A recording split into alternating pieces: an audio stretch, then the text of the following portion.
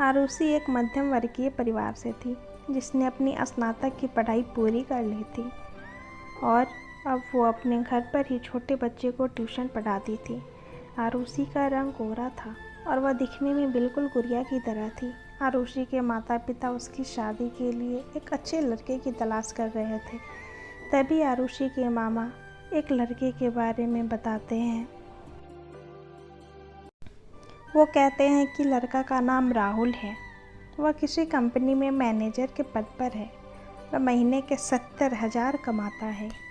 आरुषि के माता पिता ने लड़के की फ़ोटो देखी तो उन्हें लड़का पसंद आ गया। जब आरुषि की माँ ने आरुषि को लड़के की तस्वीर दिखाई तो आरुषि ने कहा, जब आप दोनों को लड़का पसंद है तो मुझे भी पसंद है। अब लड़का और लड़की वालों के परिवार ने मिलकर शादी की तारीख तय कर दी। आरुषि के माता पिता बहुत खुश थे। उनकी बेटी की शादी एक अच्छे घर में हो रही है। पूरे धूमधाम से आरुषि की शादी हो गई। अब आरुषि अपने बचपन के घर को छोड़कर एक नए घर में चली गई। कुछ दिन तो आरुषि को अपने माता पिता और अपने घर की बहुत याद आई। आरुषि की शादी के अब महीनों बीत गए। अब उसके पति राहुल पहले जैसा व्यवहार आरुषि के साथ करता नहीं था। आरुषि से वह चिड़चिड़ा सा रहता था। राहुल अब ना पहले जैसे आरुषि को प्यार करता और ना ही उसकी बातों को मानता। आरुषि को समझ नहीं आ रहा था कि वो क्या करे। वो बस रोकर अपने दर्द को कम करने की कोशिश करती। एक दिन आरुषि को पता चला कि राहुल सिगरेट पीने के बहाने छत पे जाता और किसी लड़की से बातें करता है। जब आरुषि ने राहुल से पूछा कि आप रोज़ाना छत पे जाकर किससे बातें करते हैं, तो इस पे राहुल ने जवाब दिया कि वह मेरे ऑफिस का फ्रेंड है, बस उसी से बातें करता हूँ और तुम अपने काम से मतलब रखो, ज़्यादा सीआईडी बनने की ज़रूरत नहीं। होली का दिन था। राहुल के कुछ दोस्त उसके घर आए थे। सभी ने घर में पार्टी किया। उस दिन राहुल का एक दोस्त थोड़ा ज़्यादा ड्रिंक कर लिया था और उसने नशे में आरुषि के सामने जाकर कहा, भाभी आप इतनी प्यारी और मासूम हो, फिर भी राहुल भाई दिन भर किसी ने घमंडी नेहा से बातें करते रहते हैं। लगता है आप राहुल भाई को सही से ख्याल नहीं रखते। ये सुनकर आरुषि का शक अब हकीकत बन चुका था। अगली सुबह जब आरुषि ने राहुल से पूछा कि ये नेहा कौन है और क्या लगती है आपकी, राहुल बोला, मैं तुम्हें क्यों बताऊं। आरुषि बोली, मैं बीवी हूँ आपकी। राहुल बोला, देखो तुमसे पहले वो मेरे लाइफ में आई।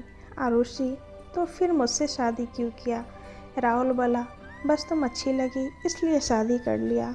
आरुषि, अब तुम देखना मैं उस कमीनी लड़की को कैसे सबक सिखाती हूँ।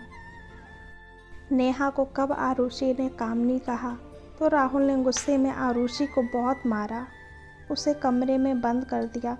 आरुषि की सास को सब पता था, फिर भी वह अपने बेटे के सामने एक शब्द नहीं बोलती थी। शाम को जब राहुल आया तब उसने रूम का दरवाज़ा खोला और उस दिन आरुषि की तबीयत खराब हो गई। फिर भी उसी हालत में उसने खाना बनाया। आरुषि ये सारी बातें अपनी माँ को बताना चाहती थी, लेकिन चाह कर भी वह नहीं बता पा रही थी, क्योंकि वह जानती थी कि अगर उसके माता पिता को यह सब बात पता चलेगा तो वो परेशान हो जाएंगे। राहुल अब आरुषि के साथ नौकरानी जैसा व्यवहार करने लगा। छोटी छोटी बातों पे उसे मारता। आरुषि अब धीरे धीरे डिप्रेशन का शिकार होने लगी। उसके दिमाग में गलत गलत ख्याल आने लगे। अब ना वो समय पे खाना खाती और ना ही किसी से बातें करती। आखिरकार एक दिन आरुषि ने रूम में फांसी लगाकर आत्महत्या कर ली। आरुषि ने आत्महत्या के कारण किसी को नहीं बताया, लेकिन उसके सास को पता था कि आरुषि ने आत्महत्या क्यों किया। दूसरी तरफ आरुषि के माता पिता का रो रो कर बुरा हाल हो गया। आरुषि की मां ने पुलिस को आत्महत्या का कारण उसके ससुराल वाले को बताया। पुलिस राहुल और उसके माता पिता को ले गए, लेकिन पैसों के दम पर कुछ ही दिनों में राहुल और उसके माता पिता जेल से छूट गए। जीवन में अक्सर अच्छा दिखने वाला इंसान अच्छा नहीं होता। उसके अंदर कहीं ना कहीं बुराई छिपी होती है और वह बुराई किसी को ज़िंदगी बर्बाद कर देती है। कुछ ऐसा ही आरुषि के साथ हुआ।